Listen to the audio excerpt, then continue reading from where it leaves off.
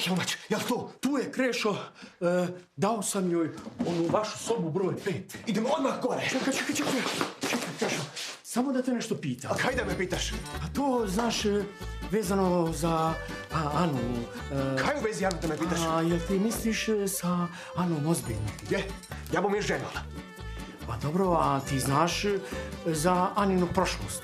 Pa to je njena prošlost. Pa mislim, ne bi ona mene nikad prevarila. Ona je luda za mnom. Tako je, Krešo. Pa što se ljudi ne bi mijenjali, tako? Ja sa ljudima neka se mijenjaju i ko? Žene se mijenjaju.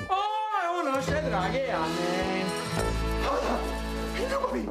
Oj, bojovniče moj. Znaš kaj, poludilo sam bez tebe. Poludilo. Idemo odmah gore. Idemo. Idi ti, ja samo sa Hilmijom. Tople vode da naručim. Cicimici, nemoj dugo. Neću, idi.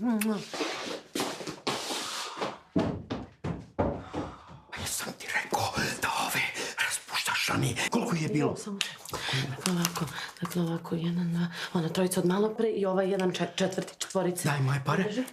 Tvojih je 80. Tako je, evo ovo tvoje. Daj malo morala, daj malo etike, pa nemoj mi gologuza hodat po konaku. I još nešto, njih s njim pola sata i tjerat ga napolje. Pa troje ljudi ovdje na čekanju.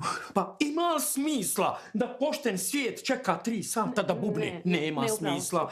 Ajde gore. Dobro, evo, pola sata. Pola sata, ajde. Bože dragi.